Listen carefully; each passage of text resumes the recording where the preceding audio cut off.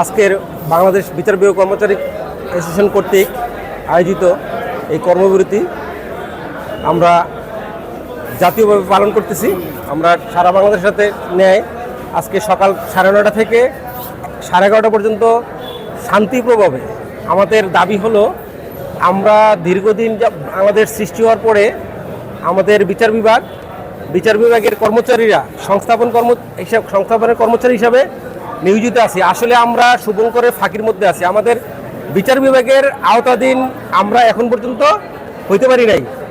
আমরা না সংস্থাপনের না বিচার বিভাগের। সংস্থাপনের কর্মচারীরা বিভিন্ন পদ পদবি, তাদের পদের গ্রেড পরিবর্তন হয়ে গেছে, নাম পরিবর্তন হয়ে গেছে, তারা সব কিছুই পেয়ে গেছে, কিন্তু আমরা সংস্থাপনের কর্মচারীর সাথেও আমরা সম্পৃক্ত না। আমাদের কোনো নামের পরিবর্তন নাই। বিচার বিভাগের 2015 সালে যখন স্কেল হইল, এই স্কেলের সাথেও আমরা আওতাভুক্ত হইতে পারি নাই। আমাদেরকে সৎ সন্তান হিসাবে বিচার বিভাগ আমাদেরকে সৎ সন্তান হিসাবে ট্রিট করে আমাদেরকে আলাদা করে রাখলো। আমরা বর্তমানে আমাদের মূল দাবি হলো, আমরা বিচার বিভাগের কর্মচারী হিসাবে আওতাভুক্ত হতে চাই। আজকে আমাদের বিচার বিভাগ কর্মচারী আয়োজিত এই কর্মবিরতি আমরা ব্রাহ্মণবাড়িয়া জেলা শাখা থেকে একাত্মতা প্রকাশ করছি। এই কর্মবিরতির প্রধান উদ্দেশ্য হচ্ছে, আমরা বিচার বিভাগের কর্মচারী হিসেবে জুডিশিয়ারি অন্তর্ভুক্তির প্রার্থনা।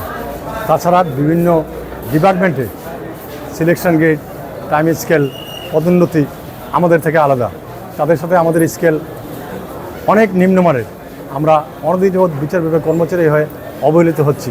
আমরা এখনও 3য় শ্রেণীর কর্মচারী হিসেবে অন্তর্ভুক্তি আছি। আমরা জনপ্রশাসন মন্ত্রণালয়ের কর্মচারী অব্যাহত আছি। আমাদের এখনও বিচার বিভাগের কর্মচারী হিসেবে স্বীকৃতি আমরা পাই নাই।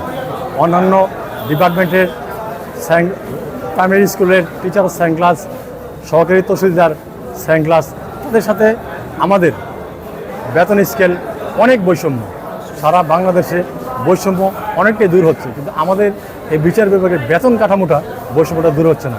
তাই আমাদের কেন্দ্রীয় বিচার বিভাগ কর্মচারী অ্যাসোসিয়েশনের পক্ষে আজকে এই কর্মবিরতিতে আমরা একাত্মতা প্রকাশ করছি এবং সকাল 9:30 থেকে 11:30 পর্যন্ত আমরা শান্তিপূর্ণভাবে কর্মবিরতি পালন করছি। আজকে যারা আমাদের এই কর্মবিরতি প্রিন্স মিডিয়া কাভারেজ করছেন, ওনাদেরকে আমাদের অন্তঃস্থল থেকে আন্তরিকভাবে ধন্যবাদ জানাই। আর যারা এখানে আমাদের কর্মচারী বৃন্দ, বন্ধু যারা উপস্থিত আছেন, তাদেরকে আমি কৃতজ্ঞতা জানিয়ে আমি আমার বক্তব্য শেষ